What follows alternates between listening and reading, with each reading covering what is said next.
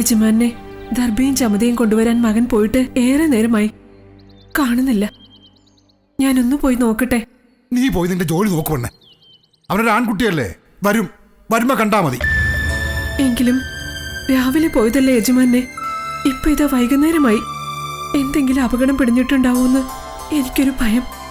ഉടൻ വരാം, ഒന്ന് പോയി നോക്കട്ടെ. വേണ്ട, ചമതയും ദർഭയും കൊണ്ടുവരാൻ അയച്ചതാ ഞാൻ അവന്. നേരത്തിനത് കൊണ്ടുവരാൻ അവനായിട്ടില്ല. അത് അവന്റെ തെറ്റ്.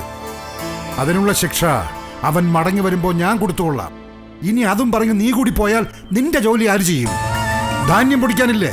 ഉണ്ട് പ്രഭു. രാത്രിയിലെ ഭക്ഷണം അതുണ്ടാക്കണ്ടേ? വേണം. അതാര് ചെയ്യും? ഞാൻ തന്നെ ചെയ്യണം. ധാന്യം പൊടിച്ച് രാത്രിയിലേക്കുള്ള ഭക്ഷണം ഉണ്ടാക്കണം. പോ, ആദ്യം പോയി ആ ജോലി തീർക്ക്. ഈശ്വര. ഓ, മുകളിലുള്ള ദേവന്മാരെയൊക്കെ വിളിച്ച് എനിക്കെതിരെയുള്ള ശാപവാക്കുകൾ ഉതിർക്കുകയാണല്ലേ? ഇല്ല പ്രഭു, എന്റെ പ്രയാസങ്ങൾ ഓർത്തുപോയതാ ഞാൻ. അങ്ങേ ശപിക്കാൻ എനിക്കാവില്ല പ്രഭു. നിന്റെ പ്രയാസങ്ങൾ ഓർത്തിട്ട് അതിന്റെ കാരണക്കാരൻ ഞാനാണെന്ന് ചിന്തിക്കുന്നുണ്ടാവും. അത് തന്നെയാണ് ശാപം. ഇല്ല പ്രഭു, അങ്ങ് ഏത് വിധത്തിൽ പീഡിപ്പിക്കുന്നുണ്ടെങ്കിലും ഞാൻ ഉണ്ണുന്നത് അങ്ങയുടെ ധാന്യത്തിൽ നിന്നാണ്. ആ ഭക്ഷണത്തിന്റെ പേരിലെങ്കിലും ഞാൻ അങ്ങയോട് കടപ്പെട്ടിരിക്കുന്നു. ചെന്ന് ശേഷിക്കുന്ന ജോലികൾ ചെയ്യും.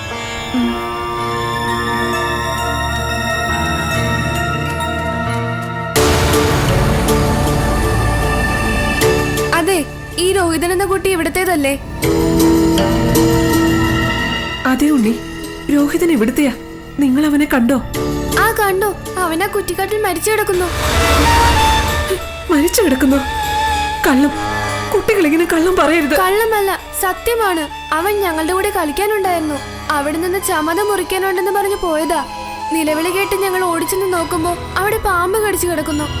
ഞങ്ങൾ നോക്കി നിൽക്കേ അവൻ മരിച്ചത്. വാടാ, നമുക്ക് പോയി നോക്കാം. അയ്യോ, എന്റെ ഉണ്ണി, ഈ അമ്മയെ നീട്ടിട്ട് പോയല്ലോ. അയ്യോ, ഞാനിതെങ്ങനെ സഹിക്കും എന്റെ ഈശ്വര. അയ്യോ മോനെ.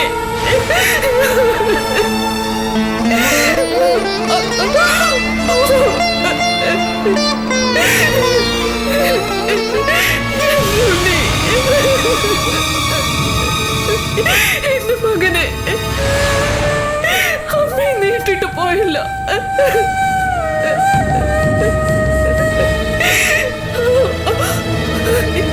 പ്രഭു, എന്റെ ഉണ്ണി. നീ എങ്ങോട്ട് ഓടുന്നു? പ്രഭു, എന്റെ ഉണ്ണി, എന്റെ പൊന്നോമന മകൻ, അവനവിടെ മരിച്ചു കിടക്കുക. ഞാനൊന്ന് അവന്റെ അടുത്തേക്ക് പൊയ്ക്കോട്ടെ? ഇല്ല, ആദ്യം നീ നിന്റെ ജോലികൾ ചെയ്ത് തീർക്ക്, പിന്നെ മതി മകനെ തേടി പോകുന്നത്. പ്രഭു, അല്പം കരുണ കാണിച്ചാലും. കരുണ കാണിക്കാം. ആദ്യം നീ നിന്റെ ജോലികൾ ചെയ്ത് തീർക്കുക, എന്നിട്ട് പോകാം. ജോലി ചെയ്യടി.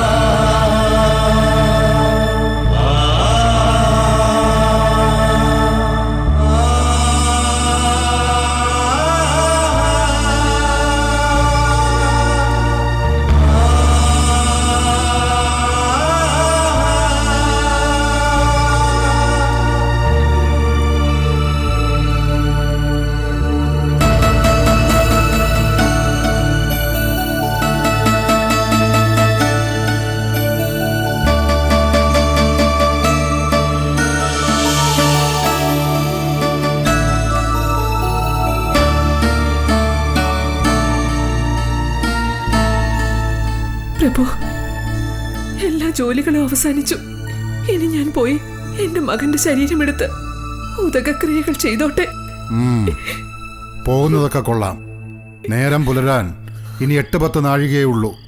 4 നാഴിക പുലരാനുള്ളപ്പോൾ തിരിച്ചു വന്നിരിക്കണം. നോക്കാം യജമാനെ.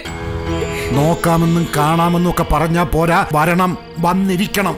മനസ്സിലായോ?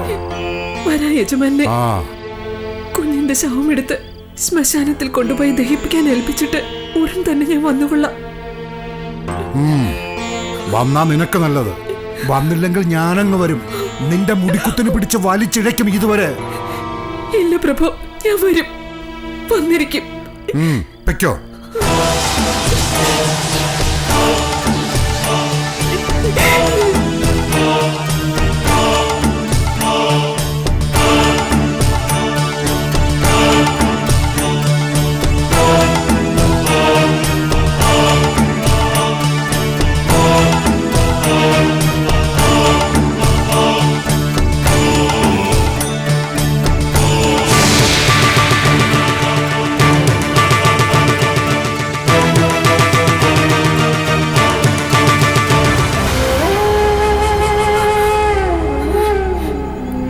ഈശ്വര, എൻ്റെ ഉണ്ണി.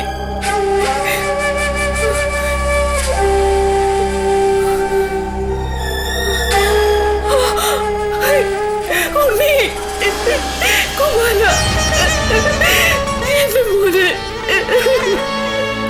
മോനെ, ഉണ്ണി, കണ്ണു തുറക്കും മോനെ. ഉണ്ണി, ഉണ്ണി, മോനെ.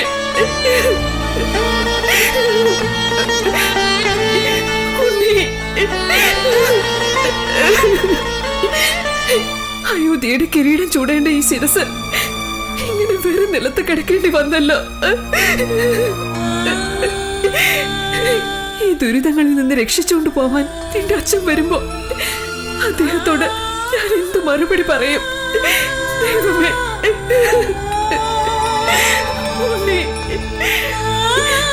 മരണദേവന് പോലും കൊടുക്കാതെ കാത്തുവച്ച ഈ ഉണ്ണിയെ എങ്ങനെ കാണേണ്ടി വന്നല്ലോ ഭഗവാനെ. മഹാരാജാവേ, ഈ ദുരിതങ്ങൾ നീ അറിയുന്നുണ്ടോ? ഉണ്ണി,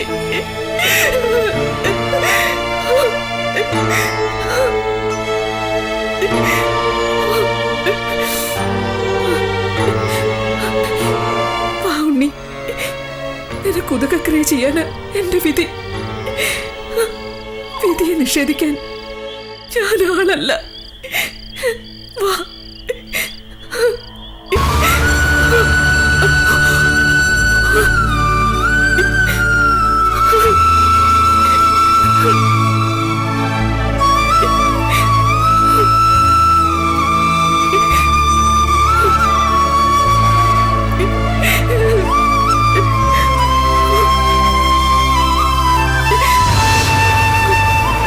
ഉണ്ണി, എന്നെ ഒന്ന് നോക്കുണ്ണി. അമ്മയെ നിന്നെ എടുത്തു നടക്കുന്നത്. ഒന്ന് കണ്ണു തുറന്ന് നോക്കെന്റെ ഉണ്ണി. രാജകീയ ലക്ഷണങ്ങളെല്ലാം തികഞ്ഞു പിറന്ന കുഞ്ഞ് പിന്നെ എങ്ങനെ നിനക്ക് രാജ്യം വാഴാനുള്ള വിധിയില്ലാതെ പോയി? എന്റെ മുജ്ജന്മ പാപങ്ങളാണ് ഈശ്വര ഈ വിധികളൊക്കെ എന്നെ അടിച്ചേൽപ്പിച്ചത്. ഞാനിതെങ്ങനെ സഹിക്കും? ഒന്ന് കണ്ണു തുറക്കെന്റെ ഉണ്ണി. ഉണ്ണി,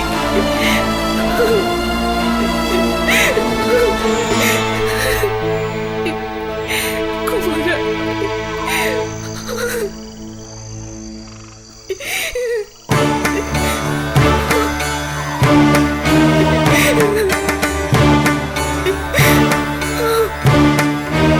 നിൽക്കവിടെ.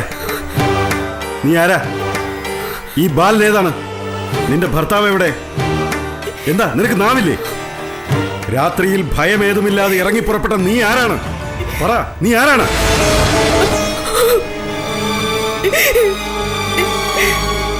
ഇവളൊന്നും മിണ്ടുന്നില്ലല്ലോ. ഒന്നും മിണ്ടുന്നില്ലെങ്കിൽ ഇവള് മനുഷ്യസ്ത്രീ ആയിരിക്കില്ല. ഇവളൊരു രാക്ഷസിയാണെന്ന് എനിക്ക് തോന്നുന്നു. ഇവൾ രാക്ഷസി തന്നെ. തിന്നാൻ വേണ്ടി ആരുടെയോ കുഞ്ഞിനെ തട്ടിയെടുത്തോണ്ട് വന്നിരിക്കുകയാണ്. വിടരുത്, വിടരുത് ഇവളെ.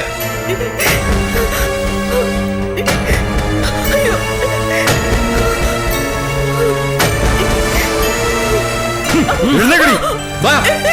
നടക്കണേ അങ്ങോട്ട്.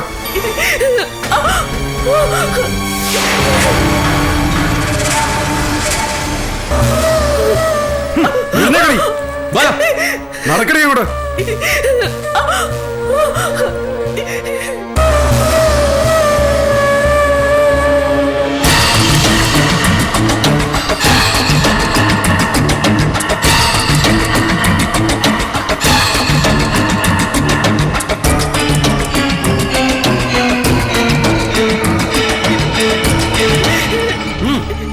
വാ. നഗരപാലക പ്രഭു, എന്താണ്? അങ്ങ് കോപിഷ്ഠനാണല്ലോ. എന്താണ് കാരണം? ആരാണിവൾ? ചണ്ടാളരെ, നിങ്ങൾ വന്നത് നന്നായി. വളരെ യാദൃച്ഛമായാണ് ഞങ്ങൾ ഇവളെ കണ്ടുമുട്ടിയത്. വേഷം മാറി നടക്കുന്ന ഏതോ രാക്ഷസിയാണ് ഇവൾ. ഇവളെ നീ കൊണ്ടുപോകൂ. കൊണ്ടുപോയി കൊല്ലുകയോ ബന്ധിക്കുകയോ ഏതാ ഉചിതമെന്ന് വെച്ചാൽ ചെയ്തോളൂ.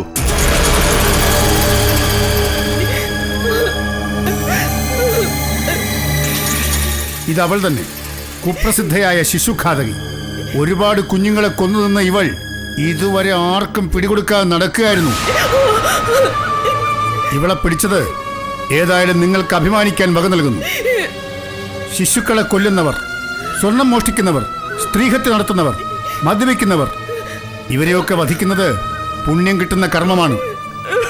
അതുകൊണ്ട് ഇവളെ ബന്ധിക്കുകയല്ല വേണ്ടത്, വധിക്കുകയാണ് വേണ്ടത്. അത് ഞാൻ ചെയ്തുകൊള്ളാം. നടക്കണേ ഇങ്ങോട്ട്. നടക്ക്. ആ വരൂ.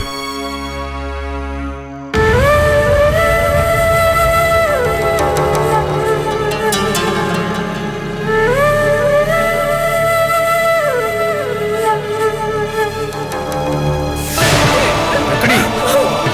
വാ. അടി.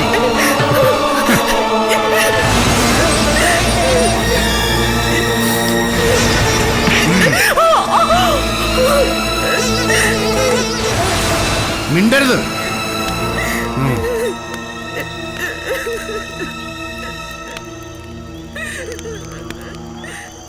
ഹരിചന്ദ്ര, എന്തുറക്കമാടായത്? എണീക്കടാ.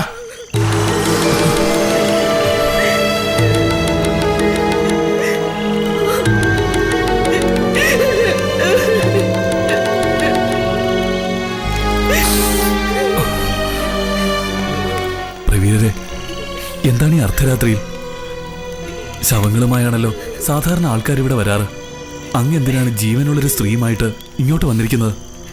ഇവളെ നീ ശവമാക്കണം. ബാലകന്മാരെ കൊല്ലുന്ന ദുഷ്ടയാണിവൾ. അതുകൊണ്ട് ഇവളെ നീ വധിക്കണം. ഇല്ല, എനിക്കിത് ചെയ്യാൻ കരുത്തില്ല പ്രവീരരെ.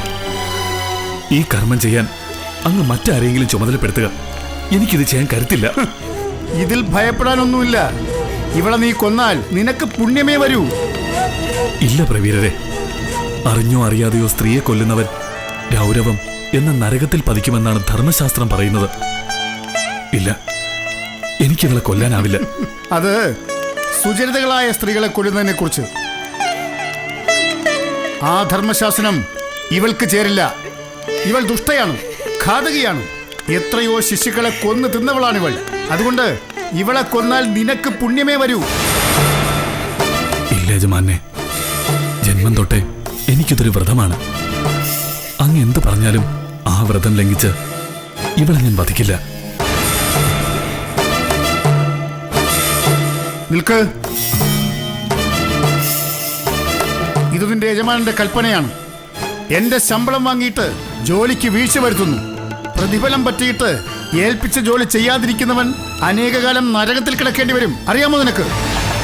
പ്രഭു, ഇതിനേക്കാൾ ഘോരമായ കർമ്മങ്ങൾ വേറെ പറയൂ, ഞാനത് ചെയ്യാം. അങ്ങയുടെ ശത്രുവിനെ വധിക്കാൻ പറയൂ, ഞാൻ അതും ചെയ്യാം. ഇന്ദ്രനെ ജയിക്കാൻ പറയൂ, അങ്ങയ്ക്ക് വേണ്ടി ഞാൻ അതും ചെയ്യും. പക്ഷേ ഇത് വയ്യ. എടാ, ഇതൊരു ദാസന് ചേർന്ന വാക്കല്ല. നിന്റെ ഉള്ളിൽ അല്പമെങ്കിലും പാപഭീതി ഉണ്ടെങ്കിൽ ഇതാ ഈ വാളെടുത്ത് ഇവളുടെ തല കൊയ്യണം. പിടിക്കാൻ.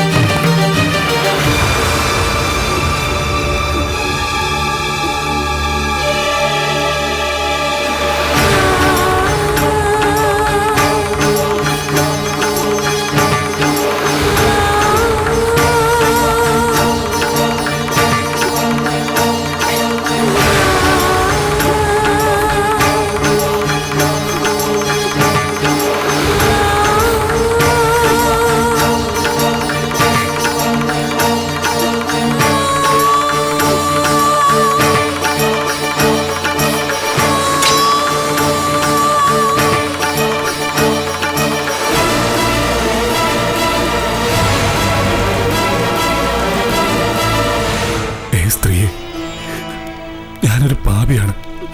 അല്ലെങ്കിൽ ഇങ്ങനൊരു കൽപ്പന എനിക്ക് ലഭിക്കില്ലല്ലോ. നീ ഇവിടെ തലകുനിച്ചിരുന്നോളൂ. എനിക്ക് സാധിക്കുമെങ്കിൽ ഞാൻ നിന്റെ തല വെട്ടും.